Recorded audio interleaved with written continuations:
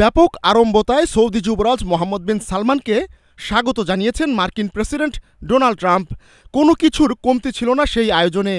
প্রশ্ন জাগতে পারে, হঠাৎ করেই কি যুবরাজ মোহাম্মদ বিন সালমানের বেশ খাতির যত্ন করছেন ট্রাম্প? অবশ্য শুল্কসহ নানা কারণে প্রায় কোণঠাসা যুক্তরাষ্ট্র। এমত অবস্থায় সৌদির মতো খনিজ সমৃদ্ধ দেশের সঙ্গে সম্পর্ক মজবুত করতে চাইবে ওয়াশিংটন, এটাই স্বাভাবিক। ট্রাম্প না হয় আমেরিকাকে মেক গ্রেট এগেইনের চেষ্টা চালাচ্ছেন, কিন্তু উপসাগরীয় দেশ সৌদি কেন উতলা হয়ে উঠল যুক্তরাষ্ট্রের সঙ্গে সামরিক সহযোগিতা চুক্তি করতে? হঠাৎ বিনিয়োগ বাড়িয়ে 600 বিলিয়ন থেকে 1 ট্রিলিয়ন করার সিদ্ধান্ত নিল। একমাত্র ইসরায়েল ছাড়া যে F-35 যুদ্ধবিমান উপসাগরীয় আর কোনো দেশের কাছেই নেই, সেই বিমান কিনতে উঠে পড়ে লাগলো। অ্যারাবিয়ান হর্স হঠাৎ কেন হতে যাচ্ছে মার্কিন বাজ পাখি? মরুর বেদুইন হুট করেই কাউবয়ের সঙ্গে করতে চাচ্ছে জিগরি দোস্তি। ট্রাম্প বলেছেন, বৈঠকের চেয়ে আমাদের বেশি কিছু হবে। আমরা সৌদি আরবকে, যুবরাজকে সম্মান জানাচ্ছি। তারা আমাদের বড় মিত্র। আমরা F-35 যুদ্ধবিমান বিক্রি করব।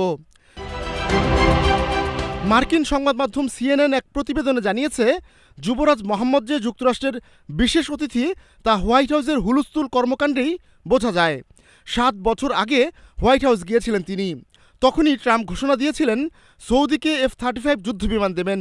যদিও ট্রাম্পের এই পদক্ষেপকে বিতর্কিত মনে করা হচ্ছে, কারণ তা মধ্যপ্রাচ্যের সামরিক ভারসাম্যকে পাল্টে দিতে পারে।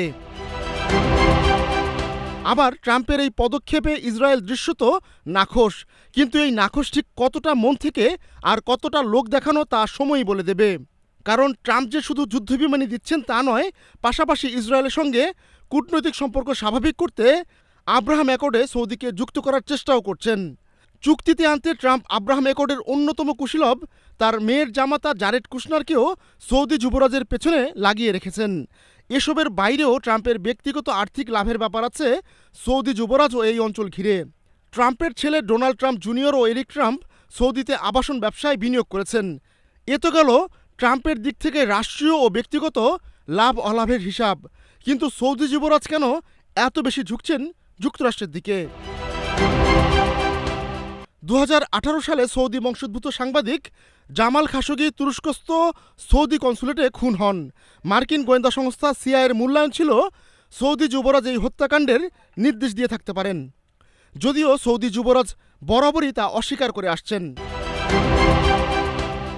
খাশোগি হত্যার পর পশ্চিমা বিশ্বসহ মুসলিম বিশ্ব সৌদি যুবরাজের ভাবমূর্তিতে ধস নামে। তিনি এখন দেদারসে অর্থকড়ি খরচ করে সেই হারানো ভাবমূর্তি উদ্ধারের চেষ্টা করছেন।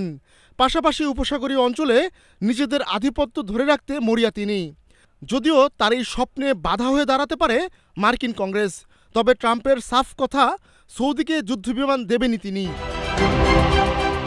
এছাড়া ইসরায়েলের সঙ্গে বন্ধুত্বের বিনিময়ে স্বাধীন ফিলিস্তিন রাষ্ট্র গঠনের জন্য একটি বিশ্বাসযোগ্য এবং দৃঢ় রূপরেখার প্রস্তাব দিয়েছে সৌদি।